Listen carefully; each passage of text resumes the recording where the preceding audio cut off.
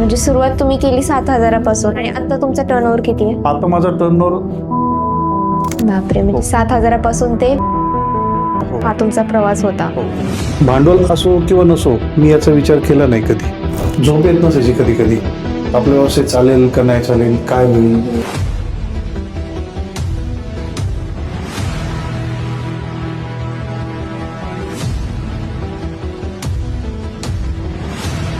लोकांना वाटतं की कपड्याच्या व्यवसायामध्ये खूप जास्त प्रॉफिट आहे. हे किती खरं आहे? मग फ्युचर कोणाचं आहे? सुरतच्या मार्केटचं आहे की आपले लोकल मार्केटचं? तर तुम्ही लोकल मार्केटमधून माल परचेस करून सेल केला पाहिजे. त्याला का आम्हाला टर्नओव्हर पाहिजे, सेल वाढवायचं आहे. मग सेल वाढवायचं असल्यानंतर काय केलं पाहिजे, तर आम्ही जास्त लोक प्रॉफिटमध्ये नाही जात कपड्यांच्या व्यवसायामध्ये, म्हणजे 90% लोक फेल होतात. मग याचं तुम्हाला काय वाटतंय कारण काय असेल? काही फ्रँचायझी लोकांनी घेतल्या, काही ब्रँडच्या फ्रँचायझी घेतल्या आणि ते बंद पण झालेले आहेत.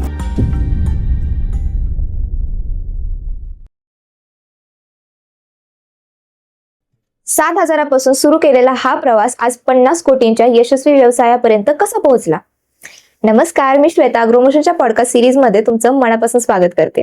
आज आपल्यासोबत आहेत अशा प्रेरणादायी व्यक्तिमत्वाची कहाणी, ज्यांनी घरातून साडी विकण्यापासून सुरू केलेला हा प्रवास आज हजारो लोकांचा विश्वास, शेकडो लोकांचा रोजगार आणि मोठ्या मोठ्या शोरूम्स पर्यंत हा व्यवसाय पोहोचवला आहे. आपल्यासोबत आहेत रामकृष्ण हरी वस्त्र भंडाराचे संस्थापक श्री एकनाथ डुकरे सर. नमस्कार सर. नमस्कार. तुमचं प्रमोशन प्लॅटफॉर्म वरती मनापासून स्वागत करते. तर आपण सुरुवात अशी करूया की तुमचं लहानपण आणि शिक्षण कसं गेलं? लहानपण तर आमचं छान आणि सुंदरच गेलं. लहानपणी आई वडील शेती करायचे, आम्ही शेतामध्ये त्यांना मदत करू लागायचो, काम करू लागायचो. आणि त्याचबरोबर आमचं शिक्षण पण खूप छान गेलं, आनंदी जीवन. आणि फॅमिलीची आर्थिक परिस्थिती कशी होती? व्यवसाय बॅकग्राऊंड होतं का? व्यावसायिक बॅकग्राऊंड होतं का तुमचं? नाही, फॅमिलीची आर्थिक परिस्थिती जेमतेम होती, पण आनंदी होती आणि समाधानकारक होती. आणि व्यवसाय नाही, व्यवसायाचं पार्श्वभूमी असं काही नव्हतं. वडील शेती करायचे, मोठे भाऊ मुंबईला जॉबला असायचे, 2 नंबर भाऊ पण ते जॉबला असायचे, मी 3 नंबर आणि छोटे 4 नंबर आम्ही लहान असायचे. मग तुमचं 10वी पर्यंत शिक्षण झालेलं आहे, पण तरीही तुम्ही एवढा मोठा बिझनेस उभा केलात, एवढा व्यवसाय हे केला. मग सुरुवातीला तुम्हाला कोणते प्रॉब्लेम्स आले होते हे स्टार्ट करताना? शिक्षणाचा विषय नाहीये हा माझा जो व्यवसाय मी हा माझ्या अनुभवाने चालू केला आणि माझी इच्छाशक्ती, आवड त्या व्यवसायाची आणि जीवनामध्ये आपण काहीतरी व्यवसाय केला पाहिजे ह्या हिशोबाने मी व्यवसाय चालू करायचा प्रयत्न केला. सुरुवातीला माझी 10वी झाली आणि त्या काळात आमच्या गावाकडे ट्रेंड असायची की मुंबईला जायचं. मग मुंबईला जायची ती ट्रेंड असल्या कारणामुळं आम्ही मुंबईला गेलो. मुंबईला गेल्याच्या नंतर मला तिथं माझे मोठे भाऊ आहेत, त्यांनी एका कापड दुकानामध्ये पण एक जॉब मिळवून दिला. मी तिथं नोकरी केली काही दिवस, पण एक 3-4 वर्षांनी मला वाटलं आता आपण व्यवसाय केला पाहिजे. मग ती व्यवसायाची माझी आवड निर्माण झाली आणि तिथून पुढे मग इच्छाशक्ती झाली. मग तिथून पुढे मी व्यवसाय चालू करण्यासाठी काय जी धडपड करावी लागते ती धडपड करायचा मी प्रयत्न करत राहिलो. मग त्याच्यामध्ये खूप प्रयत्न केले. भांडवल असो किंवा नसो मी याचा विचार केला नाही कधी, पण व्यवसायाची खूप धडपड करून मी अलग अलग ठिकाणी, मुंबई असेल, छत्रपती संभाजीनगर असेल, तिथं मी काही व्यवसाय केला. त्यानंतर आमच्या गावाकडे येऊन व्यवसाय केला. पण व्यवसाय करण्याची खूप इच्छाशक्ती, त्याची धडपड करून मी माझा व्यवसाय खूप पुढे वाढवायचा प्रयत्न केला. अच्छा. हो. म्हणजे तुम्हाला जो अनुभव भेटला तो तुमच्या नोकरीमुळे भेटला? हो. अच्छा. नोकरी किती वर्ष केली तुम्ही? नोकरी साधारणतः मी 6-7 वर्ष नोकरी केली. अच्छा. त्यामध्ये कसा होता तुमचा प्रवास नोकरीचा? नोकरीचा तुम्हाला प्रवास आवडत होती नोकरी किंवा नव्हती आवडत? त्यामध्ये कसे स्ट्रगल्स होते? परत मुंबईमध्ये तुम्ही एकटे आले होते, तर मग नोकरी करत असताना मला सुचलं आपण व्यवसाय केला पाहिजे आणि ती आवड निर्माण झाली. आपल्याला जर करिअरमध्ये काही करायचं असेल तर आता ती ज्यावेळेस कापड व्यवसायामध्ये जी नोकरी आहे त्याचं लिमिटेशन असतं त्याला, आणि आपण व्यवसाय जर करणार असेल तर त्याला लिमिट नसतं. आपण व्यवसाय वाढू शकतो, आपली प्रगती करू शकतो, आपल्या कुटुंबाची प्रगती आपण करू शकतो आणि त्यामागे आपल्या देशाची सुद्धा आपण खारीचा वाटा आपण देशाच्या प्रगतीसाठी सुद्धा करू शकतो. आणि रिअली ती अंतःकरणामध्ये ती भावना आहे. मी एक देशप्रेमी माणूस आहे.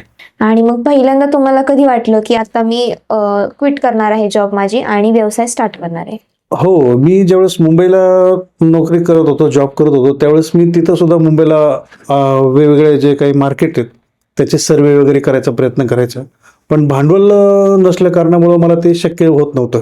मग मी ज्यावेळेस मी मुंबईला ज्या कापड दुकानामध्ये जॉब करत होतो, तिथले ते ओनर आहेत, त्यांचे मित्र छत्रपती संभाजीनगरला त्यांचं दुकान चालू झालं होतं नवीन. मग तिथे त्यांनी एक अनुभवी माणूस म्हणून तिथं मला पाठवलं. पण ते मी वर्षभर त्यांच्या तिथं दुकानामध्ये मॅनेजमेंट केली मी. पण तरी मला म्हणजे आपण म्हणतो ना, राहत नव्हतं, बसवत नव्हतं. मला व्यवसाय करायची आवडच होती. मग मी काही माझ्याकडे थोडा फंड होता. मग तो फंड जॉब मी रिझाईन दिली आणि तो फंड घेऊन मी मुंबईला कारखान्यामधून माल घ्यायचा. छत्रपती संभाजीनगरला मी तो माल एक रूम घेतली होती, त्या रूममध्ये तो माल मी ठेवला. तिथून सॅम्पल वगैरे घ्यायचा आणि ते सॅम्पल घेऊन रिटेल आउटलेट जे आहेत, रिटेल काउंटर जे आहेत, रिटेल दुकानदार आहेत, त्यांना मी मालचे सॅम्पल दाखवून त्यांची ऑर्डर घेऊन त्यांना माल मी सप्लाय करायचा. पण ते माल सप्लाय करत असताना पण तिथे पण थोडं अपयश म्हणता येईल किंवा नाही, पण हे नाही मिळालं तिथं मला, म्हणजे भांडवल किंवा मदत वगैरे मिळाली नाही. मग त्यामुळे तो पण व्यवसाय मी कमी केला, बंद केला आणि गावी आलो. गावी आल्याच्या नंतर मी थोडा तो जो स्टॉक होता माझ्याकडं, तो स्टॉक होता तो गावी, आमचं एक छोटंसं गाव आहे, त्या गावामध्ये छोटंसं एक आमचे काका होते चुलते, त्यांच्या हॉटेल पुढे तो एक बाकडा होता छोटासा. त्या बाकड्यावरती मी ते जे काही माझ्याकडे जे स्टॉक होता तो स्टॉक मी तिथं लावला. आणि मग मला माझ्या गावातून, माझं स्वतःचं गाव औरंगापूर तालुका जुन्नर जिल्हा पुणे, तिथून मला खूप म्हणजे चांगलं एकदम असं आपण म्हणतो ना प्रतिसाद. खूप म्हणजे आता खरोखर इमोशनल होण्यासारखं वाटतं. कारण मला तिथून जेवढा प्रतिसाद मिळाला तेवढा मला कुठूनच मिळाला नाही. म्हणजे माझ्या गावच्या लोकांनी मला खूप सहकार्य केलं. कारण माझा हा व्यवसायच तिथून माझा सुरू झालाय आणि मी ती कधीच विसरणार नाही माझं गाव. म्हणजे तुम्ही स्टार्ट केला औरंगाबाद पासून, छत्रपती संभाजीनगर पासून, आणि नंतर गावी गेलात तुम्ही ते हे घेऊन आणि छत्रपती संभाजीनगरचा व्यवसाय मी बंद केला. मी गावी आलो. तो जो स्टॉक होता तो मी गावी तिथं तो सेल करायचा प्रयत्न केला. पण एक गावातला एक आपला माणूस एक काहीतरी व्यवसाय करतोय म्हणून सर्व गावातल्या लोकांना खूप अभिमान वाटला. मग त्या गावातल्या लोकांनी आनंदाने आवडीनं मला काही ऑर्डर्स वगैरे दिल्या. मग मी त्यांना साड्या वगैरे वगैरे काय असेल ते सप्लाय केलं.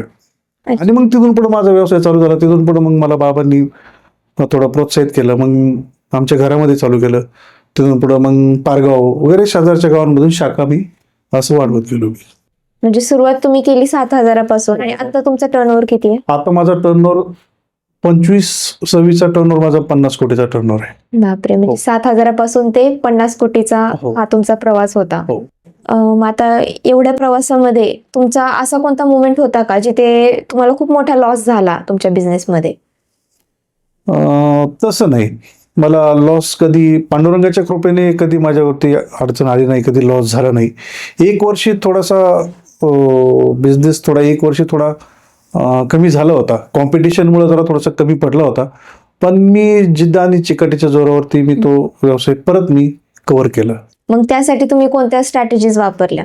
त्यासाठी सेल लावणे, कस्टमरला ऑफर देणे, मार्केटचा मी अभ्यास केला की आपण कमी का पडलो, आपला सेल का कमी झाला. मग त्याचा मार्केटचा मी पूर्णपणे अभ्यास केला. अभ्यास केल्याच्या नंतर मी सेल लावले, कस्टमरला चांगल्या चांगल्या ऑफर द्यायचा प्रयत्न केला आणि चांगल्या क्वालिटीचे ज्या कंपन्यांचा माल मार्केटमध्ये जास्त चालतो त्या कंपन्यांचा माल आपण परचेस करून ग्राहकांना देण्याचा प्रयत्न केला. मग आता एखादे जण जर सुरुवात करत असेल तर त्यांना तुम्ही काय ऍडवाइस द्याल की त्यांच्या पण असा लॉस चालू असेल, मग त्यांनी कसं ओव्हरकम करावं त्या लॉस पासून? खूप सोपं आहे, स्ट्रगल. आणि आपण म्हणतो ना, हिम्मत मर्दा मदत खुदा. म्हणजे ह्या गोष्टी थोड्या आपण समोर ठेवल्या पाहिजे. आणि त्याच्यासाठी एक जनरल नॉलेज पण खूप महत्वाचं आहे. वाचन वगैरे खूप चांगलं गरजेचं आहे आणि ज्ञान असणे खूप गरजेचं आहे.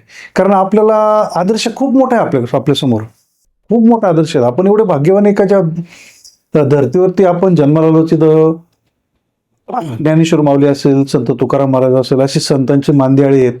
आणि छत्रपती शिवाजी महाराज असतील, राजा असतील, शंभूराजा असतील. आणि रिअली खरोखर खूप मोठा आदर्श आहे. कारण त्यांचा इतिहास जर आपण पाहिलं तर त्यांच्या एवढं स्ट्रगल आपल्याला बिलकुल नाहीये आणि त्यांच्या एवढं जे काही हार जीत वगैरे जी काय असेल ती आपल्याला बिलकुल नाही आहे. मग त्यामुळं खचून न जाणे आणि कुठं आपण कमी पडतोय याचा अभ्यास करणे गरजेचं आहे. आणि तो अभ्यास करून तुम्ही यश संपादन करू शकता. मग तुम्ही पहिली जेव्हा फ्रँचायझी स्टार्ट करत होते तेव्हा तुम्हाला काय प्रॉब्लेम्स आले, तेव्हा डिफिकल्टीज कशा आल्या आणि कशा पद्धतीने तुम्ही ते स्टार्ट केलं, कसं भांडवल घेतलं, लोनचं कसं मॅनेज केलं, म्हणजे सगळं मॅनेजमेंट कसं तुमचं होतं? विषय असा, फ्रँचायझीच्या आधी मी ब्रँच चालू केली. एक भांडवल तर खूप कमी होतं, छोटंसं भांडवल होतं. आमच्या शेजारचं गाव पारगाव मंगरुळ म्हणून गाव आहे, आमचं औरंगापूर गाव आणि ते आमचंच गाव आहे. पण आमच्या शेजारचं म्हणजे पारगाव मंगरुळ म्हणून गाव आहे, त्या गावामध्ये मी ब्रँच चालू करायची होती. मग छोटे भाऊ त्यांना गावी बोलून घेतलं, मग म्हटलं आपण पारगावमध्ये ब्रँच चालू करायची. पण तेव्हाच भांडवल लावायचं होतं आम्हाला त्याला व्यवसाय चालू करण्यासाठी. पण भांडवल थोडं होतं, पण भीती वाटायची, झोप येत नसायची कधी कधी.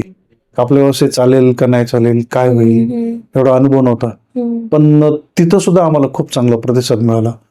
आणि मग ब्रँच चालू केल्या. त्याच्यानंतर निमगाव आमच्या गावातले ते शेजारी ब्रँच चालू केल्या. ब्रँच चालू केल्याच्या नंतर व्यवसाय आम्ही दोघे भाऊ आणि घरचे आमचे सर्व चांगली मेहनत करायचो आम्ही. म्हणजे व्यवसाय वाढवण्यासाठी काय केलं पाहिजे, ग्राहक वर्ग आपल्याकडे येण्यासाठी काय केलं पाहिजे, ग्राहकाची कशी सेवा केली पाहिजे, याचा सर्वतोपरी आम्ही अभ्यास करत राहिलो. आणि चांगल्या चांगल्या क्वालिटीची व्हॅरायटी, चांगल्या कंपन्यांची व्हॅरायटी माल कस्टमरला देण्याचा आम्ही प्रयत्न करत राहिलो आणि भरपूर व्हॅरायटी द्यायचा प्रयत्न करत राहिलो. मग असं करत असताना आम्हाला यश मिळत गेलं आणि चांगला आमचा व्यवसाय होत गेला. मग त्याच्यानंतर आमचे दादा आहेत आत्याचे चिरंजीव, त्यांचं किराणा दुकान होतं.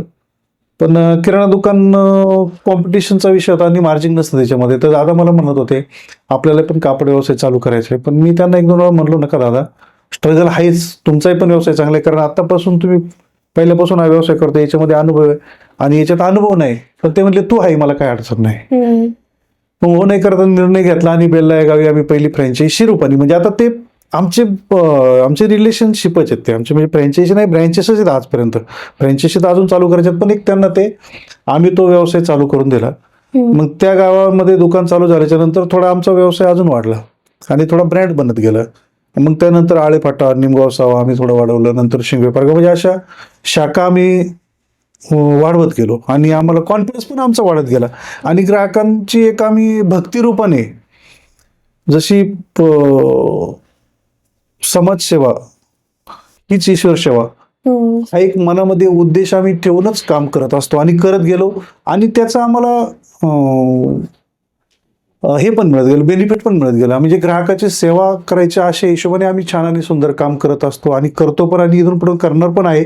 मग पहिली शाखा जेव्हा तुम्ही सुरुवात केली तेव्हा ग्राहकांचा काय प्रतिसाद होता तुम्हाला? पहिली शाखा सुरुवात केली त्यावेळेस खूप छान प्रतिसाद मिळाला आम्हाला.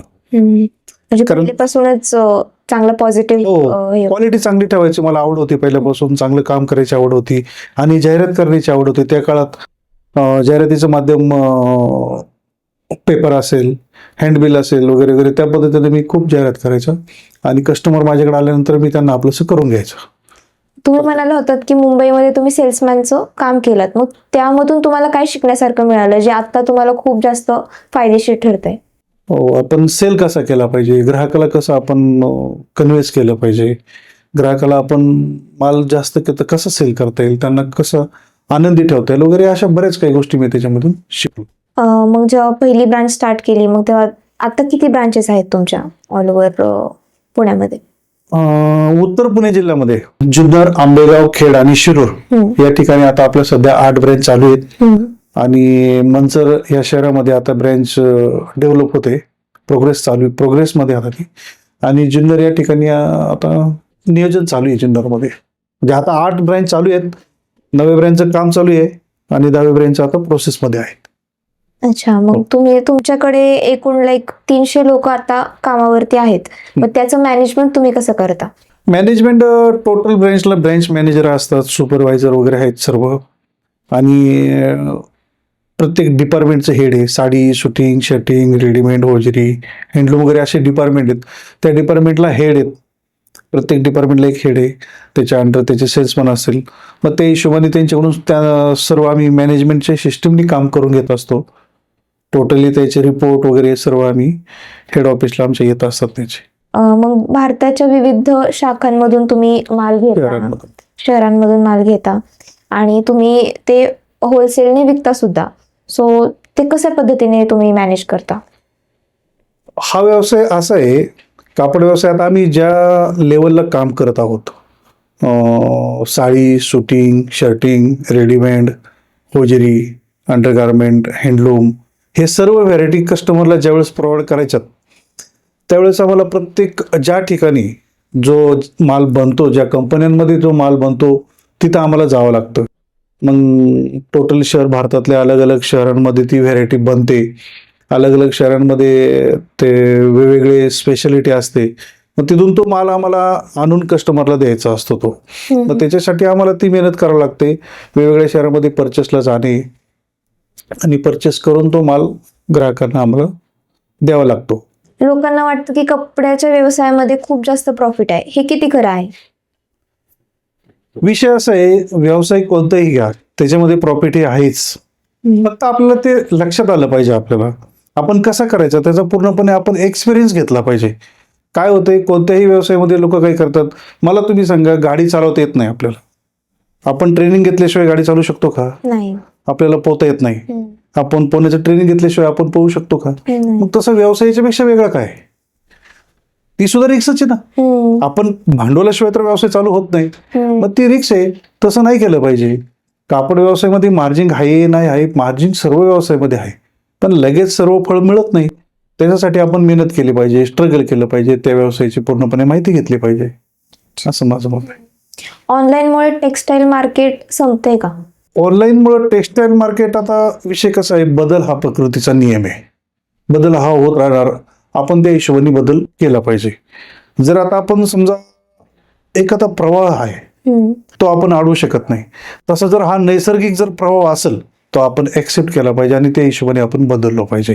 आता ऑनलाईनमुळे कापड इंडस्ट्रीमध्ये अडचण येते का काय असा तुमचा प्रश्न आहे, तर ती थोडीफार तर येणार. पण आता कापड कसं आहे, एक कापड खरेदी करणे हा एक आनंद पण आहे. थोडंसं आपण जसं म्हणतो ना, मी जेवणाची थाळी तुम्हाला डाउनलोड व्हॉट्सअपला पाठवली आणि डाउनलोड करून तुम्ही जेवण करून घ्या, करू शकतो का आपण? नाही. तसं कापड व्यवसाय हा एक कापड खरेदी करणे हा एक आनंद आहे. थोडं बाजारपेठेत जाणे, आपल्याला ज्या बाजारपेठ जायचं, वेगवेगळी व्हरायटी पाहायची, व्हरायटी पाहिल्याच्या नंतर नजर सुख मिळतो, आनंद मिळतो आपल्याला त्याचा, आणि आपण हा आनंद मिळतो. त्याच्यामुळे एवढा इफेक्ट होणार नाही. बेसिक आयटमचं ठीक आहे, पण त्याचा एवढा जास्त इफेक्ट होत नाही. आणि माझ्या हिशोबाने मला एवढं दिसत नाही. हाय, ऑनलाईन चालू आहेत, करतात लोक, आता कोणाला वेळ भेटत नाही वगैरे, तर त्या हिशोबाने आपण पण थोडं जर कल असेल तो, तर त्याच्या हिशोबाने आपण त्याची विचार केला पाहिजे, बदल केला पाहिजे. म्हणजे ऑनलाईन सोबत चालून पण आपण टेक्सटाईल मार्केट वाढवलं, जसं असेल तसं आपण चेंजेस केलं पाहिजे. आता आपण बरेच ठिकाणी बघतो, म्हणजे मेनली महाराष्ट्रामध्ये तरी जर असं कपड्याचा व्यवसाय झाला स्टार्ट करायचा तर सगळेजण म्हणतात की आपण सुरतला जाऊन माल आणूया. हो, असं बऱ्याच ठिकाणी मी सुद्धा ऐकलेलं आहे, आपण सुद्धा ऐकलेलं असेल. मग फ्युचर कोणाचं आहे, सुरतच्या मार्केटचं आहे की आपले लोकल मार्केटचं? विषय असा आहे, आपला एक्सपिरियन्स किती याच्यावरती डिपेंड आहे सर्व. कारण आपल्या सराउंडिंग एरियामध्ये जे काही बाजारपेठ आहे, त्या बाजारपेठेत माझा असा अनुभव आहे का आपण आपल्या सराउंडिंग एरियामध्ये, आपल्या एरियामध्ये जी बाजारपेठ आहे तिथं आपण जर खरेदी केलं तर आपण फसण्याचे खूप चान्सेस कमी असतात. आपण पर्यटन स्थळी वगैरे इतर ठिकाणी वगैरे जातो, तर तिथं आपण काही वस्तू खराब वगैरे झाली तर आपण त्यांना परत रिप्लेस करू शकत नाही.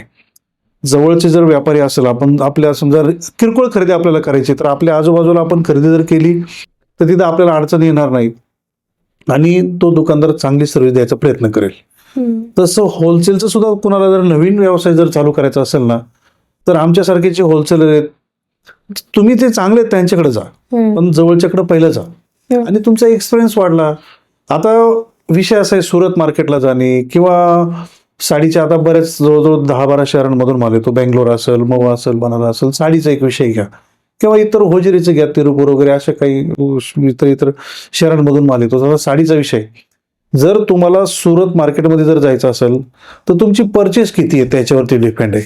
जर तुमची परचेस थोडी असेल, सिंगल सेटची जर परचेस असेल तर तुम्ही लोकल मार्केटमधून माल परचेस करून सेल केला पाहिजे. तुमची परचेस मोठी असेल तुम्हाला मोठा व्यवसाय चालू करायचा आहे, त्यासाठी तुम्ही तेवढा अनुभव घेतला पाहिजे. कारण त्या मार्केटचं सुद्धा स्टडी असते. 1 आणि 2 आणि 3 वर्षामध्ये मार्केटची स्टडी होत नाही. स्ट्रगल असतं, त्याची ती स्टडी झाली पाहिजे. त्या हिशोबाने आपण काय करायचं याचा व्यवस्थित निर्णय घेतला पाहिजे आणि जवळच्या बाजारपेठेमध्ये जाऊन आपण माल आणून सेल केला तर छानच राहील. कारण मोठ्या बाजारपेठेमध्ये जाऊन तिथं भूलभुलैया खूप असतात. आपण योग्य ठिकाणी जाऊच याची गॅरंटी नाही.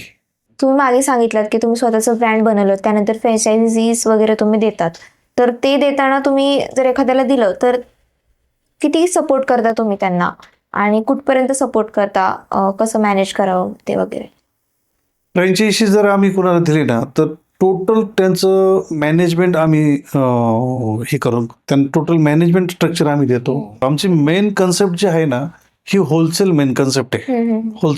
होलसेलमध्ये माल आणायचा भारतभरातून. भारतातल्या ज्या 30-40 शहरांमध्ये जे कापड बनतं, हा कापड व्यवसाय म्हणजे तर आता बरेच लोक म्हणतात सुरत, तसं नाही आहे. सुरतला साडी आहे. साड्या अशा जवळजवळ 10-12 शहरांमधून ईस्ट, वेस्ट, नॉर्थ, साऊथ भारतभरातल्या चारही बाजूनी हा साडी बनली जाते. वेगवेगळी स्पेशली साऊथची साडी वेगळी, कलकत्ता वेगळी, स्वच्छ वेगळी. वेगवेगळ्या स्पेशालिटी. तसं टी शर्ट असेल, होजरी असेल, सुरतला तिरुपूर, अहमदाबाद वगैरे अशा वेगवेगळ्या शहरांमध्ये वेगवेगळी व्हेरायटी बनली जाते. तिथून तो माल आम्ही आणतो. आम्ही मेन होलसेलर आहोत. पण आम्ही असा अभ्यास केला का आम्हाला टर्नओव्हर पाहिजे, सेल वाढवायचं आहे.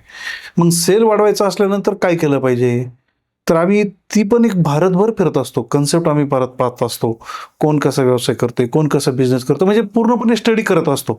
आणि त्या काही कन्सेप्ट आम्ही घेऊन आता आमच्या ज्या शाखा आहेत ती कन्सेप्ट घेऊन आम्ही आता काम करत असतो. साधारणतः आमचं 8-10 हजार स्क्वेअर फुटाचं दालन असतं. आणि त्या 8-10 हजार स्क्वेअर फुटाच्या दालनामध्ये आम्ही सर्व फॅमिली शॉप, सर्व साडी, शूटिंग, शर्टिंग, रेडीमेड वगैरे सर्व आम्ही तिथं ते शो करतो आणि कस्टमरला ती सर्व्हिस देतो. बाकी इतर ठिकाणी बाकी दुकानदार कसे करतात, छोटा गाळा वगैरे, त्याच्यामध्ये मग व्हॅरायटी मेंटेन होत नाही, प्रशस्त नसतं, कस्टमरला मोकळा श्वास घेता येत नाही, आनंद मिळत नाही. एक आनंद देता आला पाहिजे ना खरेदीच्या लोकांना. फ्री माइंडने त्यांना काम करता आलं, मग फिरता आलं पाहिजे. कंजेस्टेड नको, छान आणि सुंदर, मग एअर कंडिशन वगैरे असं आम्ही ह्या पद्धतीनं आम्ही ती कन्सेप्ट आम्ही हे केलेली आहे. एक स्ट्रक्चर बनवलेलं आहे तसं ते त्या टाईपचं एक डेमो आहे, एक थीम आहे आमची तशी. त्या पद्धतीनं आम्ही ते केलेलं आहे आणि त्या हिशोबाने आम्ही फ्रँचायझी पुढे आम्ही देणार आहेत. आणि ते आमचा ब्रँड तो बनलेला आहे, एक थीम बनलेली आहे. त्या ब्रँडच्या हिशोबाने आम्ही त्या हिशोबाने काम करतोय. उद्या जे कोणी फ्रँचायझी वगैरे घेतील आम्ही आवाहन तर करतोय त्या सर्वांना. आमची ती मार्केटिंग पण चालू आहे, त्याच्यावरती अजून स्टडी चालू आहे आमची. आम्ही समाधानी नाही आहे. बिझनेसमॅन कसा असावा एक प्रश्न आहे, तर त्याचं उत्तर बिझनेसमॅन असमाधानी असावा असा विषय. तर तो कसा असा असमाधानी म्हणजे कसा, तर त्याला वाटलं पाहिजे माझा व्यवसाय किती चांगला अजून करेल मी, वाढवतो पण चांगला किती, ग्राहकांना किती चांगली माझी तर वैयक्तिक तीच भावना आहे का मी समाधानीच नाही. मला असं वाटतं की मी माझ्या ग्राहकांना अजून किती चांगली सेवा देईल, आलेल्या ग्राहकाला चहा, पाणी, सरबत देईल. कारण दिले घेतल्याने काही कमी होत नाही ना, ते पुण्य असतं असं म्हणतात. आणि खरोखर ते आपल्या हातून देव घडून घेतो हे. पण प्रत्येक आलेल्या ग्राहकाला पाणी, चहा, सरबत मिळाला पाहिजे, त्याला चांगली क्वालिटी मिळाली पाहिजे, चांगली सर्व्हिस मिळाली पाहिजे आणि चांगली पद्धतीने त्यांना आनंद मिळाला पाहिजे, याच्यासाठी आम्ही नेहमी काळजी घेत असतो. मग त्या कन्सेप्ट कस्टमरला प्रशस्त दालन आणि ती प्रशस्त दालनामध्ये चांगले चांगल्या क्वालिटीची व्हेरायटी आम्ही त्या प्रोव्हाइड करत असतो. आणि मग त्या हिशोबाने फ्रँचायझी जे कोणाला हवे असेल तर ते त्या हिशोबाने आम्ही त्यांना ते बेनिफिट पण आम्ही ते देतो. आमचा ब्रँड बनवलेला आहे, मेहनत करत असतो आम्ही. मॅनेजमेंट आमची चांगली, आम्ही सर्वतोपरी त्यांना प्रोव्हाइड करतो. स्टॉक, स्ट्रक्चर, मॅनेजमेंट, मॅनपॉवर हे सर्व आम्ही त्यांना देतो. त्यांनी फक्त इन्व्हेस्टमेंट करायची. ब्रँड बनवणं कठीण आहे की माल विकणं कठीण आहे? म्हणजे जर एखादा स्टार्ट करत असेल, मग त्याच्या मनात विचार येतो की आता ब्रँड बनवायचा आपल्याला, त्याचं त्याने जास्त टेन्शन घ्यावं की माल विकावा कसा, त्याचं त्याने जास्त टेन्शन घ्यावं? आता कसं आहे, ब्रँड बनवणं पण तेवढं अवघड आहे, माल विकणं पण तेवढं अवघड आहे. ब्रँड बनवणं म्हणजे काहीतरी वर्ष स्ट्रगल करणे आणि माल विकणे पण तो स्ट्रगलच आहे. कस्टमरला सर्व्हिस देणे, कस्टमरला कन्व्हिन्स करणे आणि ब्रँड बनवणे सुद्धा म्हणजे तो एक स्ट्रगलच आहे. त्या हिशोबाने ब्रँड बनला जातो. आपण पाठीमागं 2 वर्ष 3 वर्ष कशी कस्टमरला सेवा दिली त्या हिशोबाने ब्रँड बनवणे आणि माल विकणे तेवढं ते अवघड आहेच तसं. अच्छा, ओके. आपण बघतो की जास्त लोक प्रॉफिटमध्ये नाही जात कपड्यांच्या व्यवसायामध्ये, म्हणजे 90% लोक फेल होतात. मग याचं तुम्हाला काय वाटतंय कारण काय असेल? विषय असा आहे, याचं कारण स्ट्रगल आहे. शेवटी हा व्यवसाय स्ट्रगल करावा लागतं, मेहनत करावी लागते, कस्टमरला फेस करावं लागतं. सुरुवातीला कस्टमरला चांगली सेवा द्यावी लागते. तपश्चर्या आपण करतो तसं काम केलं पाहिजे, माझं असं म्हणणं आहे. एवढी मेहनत केली पाहिजे, बाकी काही नाही केलं पाहिजे. आपलं कुटुंब वगैरे आणि आपला व्यवसाय एवढी स्ट्रगल केली पाहिजे, चांगली मेहनत केली पाहिजे, तरच आपल्याला त्याच्यामध्ये यश मिळतं. मार्जिन असतं त्याच्यामध्ये, मार्जिन प्रत्येक व्यवसायामध्ये असतं. पण जो स्ट्रगल करेल, जो मेहनत करेल, जो तपश्चर्या करेल त्यालाच देव भेटणार आहे. मेहनत केल्याशिवाय काय? बस. होलसेलमध्ये जास्त प्रॉफिट आहे, जास्त पैसे आहेत की रिटेलमध्ये? विषय असा आहे की होलसेलमध्ये टर्नओव्हर खूप असतो आणि होलसेल हा व्यवसाय असा असतो, म्हणजे आपण रिटेल आउटलेटला माल ज्यावेळेस सप्लाय करतो त्यावेळेस मार्जिन रेशो हा कमी असतो. कॉम्पिटिशन त्याच्यामध्ये खूप असतं. कॉम्पिटिशन असल्या कारणामुळं मार्जिन कमी असतं, सेल जास्त असतो, पण त्याच्यामध्ये डेड स्टॉक नाही होत. पण रिटेलमध्ये काय होतं, डेड स्टॉकचं प्रमाण जास्त असतं. 6 पीस आले, त्याच्यातले 4 विकले, 2 पीस कलर दाखवायचे कस्टमरला नसतात, त्याच्यामुळे त्याचे रेट कमी करावे लागतात. मग तो सेलमध्ये माल कमी भावामध्ये विकावा लागतो तो. त्याच्यामुळे त्याचा मार्जिन रेशो थोडा फरक असतो. मार्जिन दोन्हींचा पण रेशो कमी आहे, कमी जास्त आहे. पण ज्याच्यामध्ये मार्जिन जास्त आहे त्याच्यामध्ये टर्नओव्हर कमी आहे, आणि ज्याच्यात मार्जिन कमी त्याच्यात टर्नओव्हर जास्त आहे. पण होलसेल व्यवसाय करणे थोडा अवघड आहे, रिटेल व्यवसाय करणे थोडासा सोपा आहे. होलसेलचा व्यवसाय खूपच अवघड आहे, कारण त्याला मी सांगितलं तुम्हाला, आता भारताच्या 40 शहरांमधून माल मागवतो आम्ही. नाहीतर तसं तर आम्ही कोणत्या एका शहरामधून सर्व व्हरायटी एका जागेवरून घेऊन देऊ शकतो, नाही ना. डायरेक्ट काम केलं पाहिजे. मग कस्टमरला आपण माल आपली परचेस चांगली झाली पाहिजे. परचेस कमी रेटमध्ये आपण केली तरच आपण समोर सेल कॉम्पिटिशनमध्ये काम करू शकतो. तुमची बिझनेस स्टार्ट केला तुम्ही, तेव्हा तुमची पहिली कमाई किती होती या बिझनेसमधून? माझा बिझनेस मी ज्यावेळेस स्टार्ट केला माझ्या गावामध्ये, जॉब मध्ये सांगा आणि बिझनेस मध्ये. जॉबची तर माझी सॅलरीच पहिली 2-2.5 हजार रुपये सॅलरी असायची 1997 साली. त्यावेळेस कापड व्यवसायामध्ये त्यावेळेस एवढी जॉबमध्ये सॅलरी वगैरे नसायची. सुरुवातीचे माझे 2-2.5 हजार रुपये सॅलरी होते, मला असं आठवतंय काहीतरी. आणि ज्यावेळेस मी माझ्या गावामध्ये पण व्यवसाय चालू केला ना, त्यावेळेस पण रोजचे 1000-2000, सीजनमध्ये 10-15 हजार रुपये असं सेल व्हायचं. मग व्यवसायात असा कधी एखादा पॉइंट आला का जेव्हा तुम्हाला असं वाटलं की आता बस बंद करावा हा व्यवसाय, किंवा नको कंटिन्यू करावा पुढे? काही एकदम लो पॉइंट असा? कधी कधी वाटायचं थोडं असं, थोडी काही उधारी वगैरे झाल्याच्या नंतर. कारण मी माणूस असा आहे, माझे वडील, माझी आजी वगैरे, आम्ही सर्व असे आहेत का मला, आपण म्हणतो ना, कुणाचं काही जर आपण उसवणारी किंवा काही जर घेतलं तर लगेच द्यावं वाटतं. आणि कुणी आपल्याकडून घेतलं ना तर त्याच्याकडून सुद्धा लगेच घ्यावं लागतं. जसंच तसं मी चांगला आहे तर जगाने पण चांगलं राहिलं पाहिजे, असं माझा विचार पहिल्यापासून असायचं. पण काही लोक ते कळत नसायचं. काही उधार वगैरे जर घेतलं तर द्यायचं नाही, किंवा चांगलं फेस नाही करायचं, बोलायचं नाही. कधी कधी वाटायचं हा व्यवसाय उधार होते, नकोय, आपण शेती करू, कधी कधी असं वाटायचं. तुमचा पुढचा विजन काय आहे तुमच्या ब्रँडला घेऊन? पुढे कसा बिझनेस तुम्ही वाढवणार आहात? बिझनेस आता आपण व्यवसाय वाढवण्यासाठी आता काय करावं लागतं याचा आम्ही पूर्णपणे अभ्यास करतो. असा अभ्यास करतोय का आम्ही फ्रँचायझी देतोय, आणि या फ्रँचायझी देऊन आमच्या स्ट्रक्चरच्या हिशोबाने, आमची जी कन्सेप्ट आहे, जो आमचा क्रायटेरिया आहे, जे आमचं स्ट्रक्चर आहे, त्या हिशोबाने फ्रँचायझी देऊन आम्ही व्यवसाय वाढवणार आहे. आणि इन्व्हेस्टरला मी 100% सांगू इच्छितो का आमच्याकडे स्ट्रक्चर खूप छान आहे आणि सर्व काही ते एकदम व्यवस्थित आहे, इन्व्हेस्टमेंट करू शकतात. ब्रँड खूप छान आणि चांगल्या मेहनतीने आम्ही ब्रँड सजवलेला आहे. आम्ही म्हणजे तुम्हाला सांगायचं जर म्हटलं ना तर एक सात्विकतेने काम करत असतो आम्ही. मोह माया आपण हे सर्व बाजूला ठेवून आनंदाने काम, म्हणजे याच्यामध्ये आनंद मिळला पाहिजे ह्याचा आम्ही, आणि ग्राहकांना, हो, सर्वांना, आपल्याला ग्राहकांना सर्वांना आनंद मिळाला पाहिजे. पांडुरंगाच्या कृपेने छोटंसं ज्ञान आम्हाला असं प्राप्त झालं की सकाळी आम्ही गणपतीची प्रार्थना घेतो आणि राष्ट्रगीत घेऊनच दुकानाचं काम चालू करतो. म्हणजे असं छान आणि सुंदर पद्धतीने आम्ही काम करायचा प्रयत्न करत असतो, सात्विकतेने काम करायचा प्रयत्न करत असतो.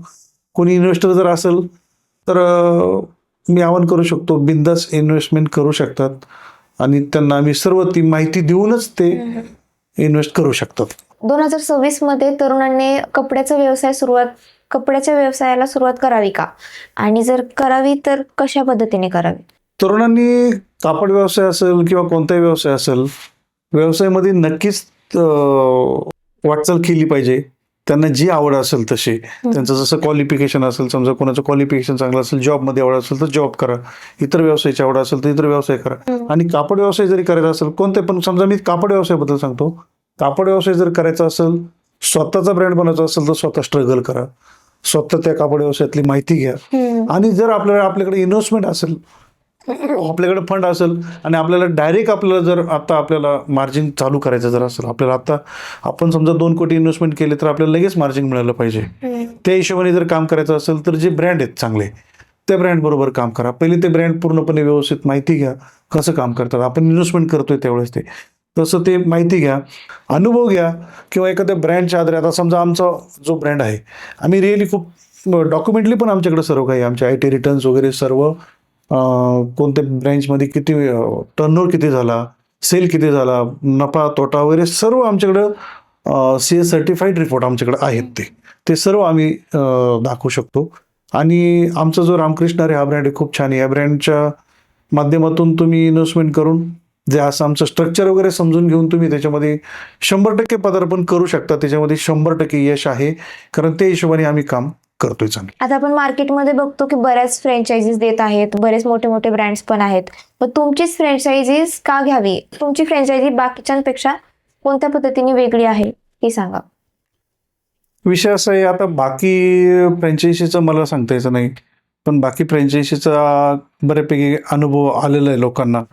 काही फ्रँचायझी लोकांनी घेतल्या, काही ब्रँडच्या फ्रँचायझी घेतल्या आणि ते बंद पण झालेले आहेत, नजरेसमोर आहे आपल्या ते रिअली. त्याच्या पाठीमागचं कारण असं असू शकतं का, जी कंपनी आहे ती, तो ब्रँड आहे, तो ब्रँड स्ट्रगल केला नाही त्यांनी, किंवा त्यांचं स्ट्रक्चर नाही आहे. स्ट्रक्चर असलं पाहिजे.